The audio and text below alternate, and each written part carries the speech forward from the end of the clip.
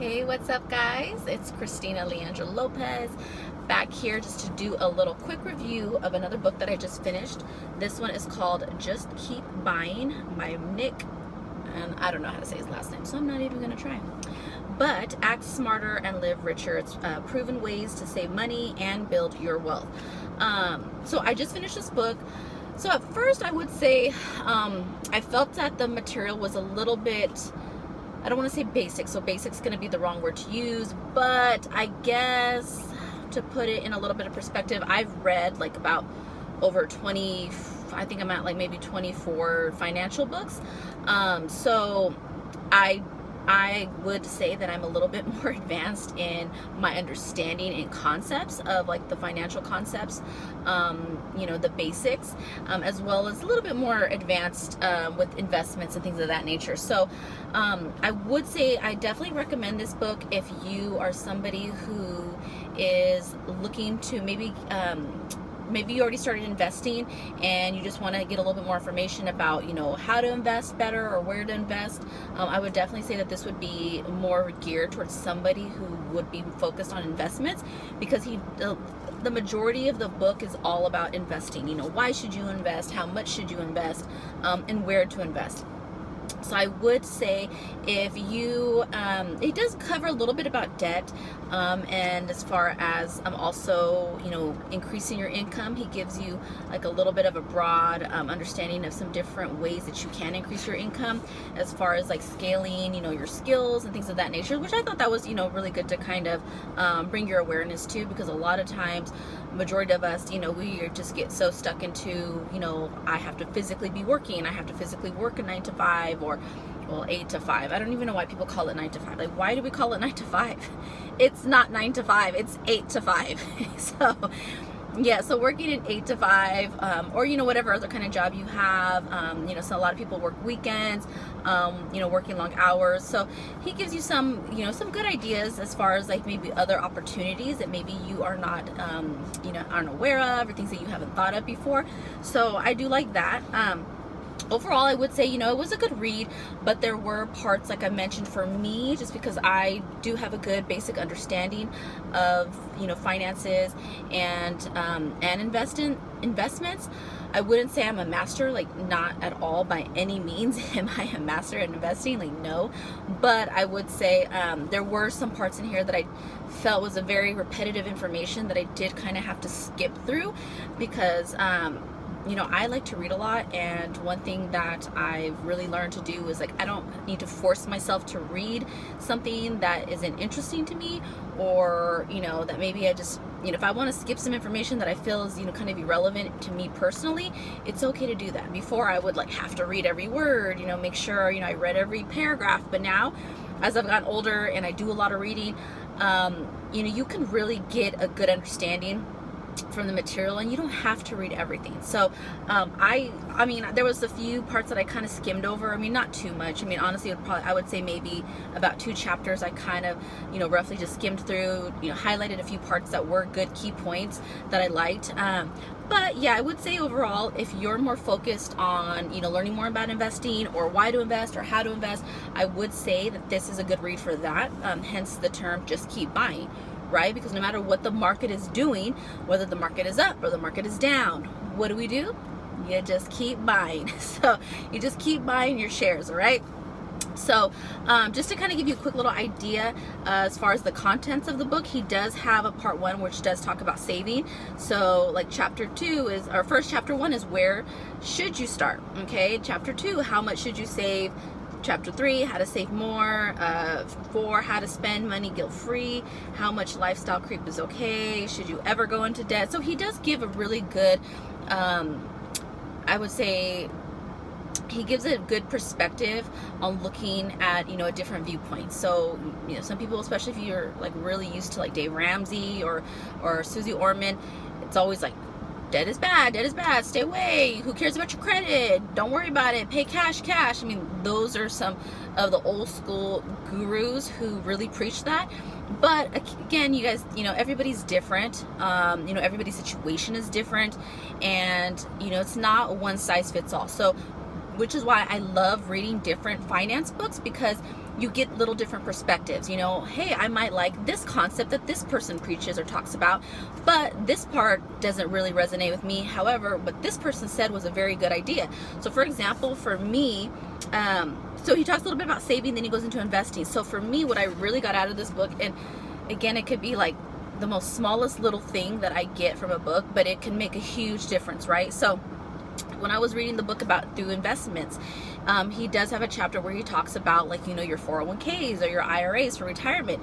So recently, I personally have been trying to, you know, increase my 401k contributions through my employer. I finally reached 10%. And as I'm looking at my paychecks, I'm like, oh my gosh, they're taking out a lot, right? Because, you know, on top of, you know, taxes, and I'm in California, so we all know that those taxes are ridiculously high. So already, you know, seeing the tax deduction on my paycheck from taxes is already like freaking just a heart attack in itself. But, you know, we're used to it. You know, Californians are used to it. But then on top of that, seeing the extra 10% that I was now contributing to my 401k, it was relatively a large chunk as well. So, you know, I was like, should I just keep trying to max it out? Like, should I aim to get to 20? Because I'm reading online articles and they're saying, you know, try to aim for 20% to your 401k. Well, what Nick brought out a good point in this book was that he said it might not necessarily make sense to max out your 401k. So again, this is a whole new perspective to me, because I'm used to all those other gurus, right? And I'm like, okay, so he shares a story, his personal story that he shares is that in his early 20s, he was really, really focused on aggressively maxing out his 401k, because again, that's what we're told, right? But he said when he looks back, he says he was focused so much on putting a majority of his money into his 401k that he didn't think to save up for a down payment for a house. So what he mentioned was that looking back, he felt had he maybe done, you know, just the employer match, so let's just say your employer is matching you 4%, then yeah, of course, you want to take advantage of that. So contribute 4% at least minimum so that you can get that full employer match. However, he's like, is it necessary to actually increase it? He said, well, everybody's situation is different. He's like, but might not be. As somebody, you know, at the time when he was in his 20s, he said it probably would have been a better idea had he just did the employer match and then use the other contribution, take another percentage out and put away for a down payment on a house. So he mentioned that was something that, you know, looking back, he wishes he would have made that adjustment, because he said, you know, now at this time, he said he never even bought a house, so he's just renting, and he says at this point he now feels that it might not be in his best interest to buy a home. However, he says he wish he would have done it, you know, back in his earlier days in his 20s, because obviously, you know, prices were a lot lower, you know, interest rates and everything of that nature. But we're in a whole different market now, right? So some things might not make sense anymore, what could have made sense back then. So I really thought that was a really great viewpoint, because I never heard of that, you know. And again, when I'm like looking online and I'm reading like finance articles and they're like, you know, aim for 20% of your paycheck, you know, every month to your 401k, and I'm just like, that's a lot. So 10% already was like, you know, a good amount for me. I mean, I'm seeing the deductions and I'm like, whoa, well, all right, I guess that's good. But if you think about it, you're not going to get to access that money till 59 and a half anyways. I mean, obviously you can if you pay the fee or the penalty or whatever the case may be, or you pay it back. But, you know, for me, I definitely don't want to touch it. So it might not make sense to contribute and max it out if you're not going to get access to that money till 59 and a half. So for me, I thought about it, well, maybe it might be in my best interest. And again, you're going to be different from, you know, the next person, but it might be in my best interest to lower, you know, reduce my 401k contributions and maybe take some of that percentage of my paycheck, and maybe I can put that towards something else that's going to be income producing asset. So, again, I definitely do think that this was a good read. Some of it is a little bit repetitive, a lot of graphs, a lot of studies. But again, you know, if you're somebody who's more newer and trying to, you know, find some inspiration, you know, to invest and how to get started, where to start, and what to do, I definitely would recommend this. If you're struggling with a lot of debt, he does cover debt a little bit in the book, but if you're struggling with debt, I don't necessarily think that this would be the best book for you to start with. There is another great book, I Will Teach You to Be Rich by Ramit Sethi.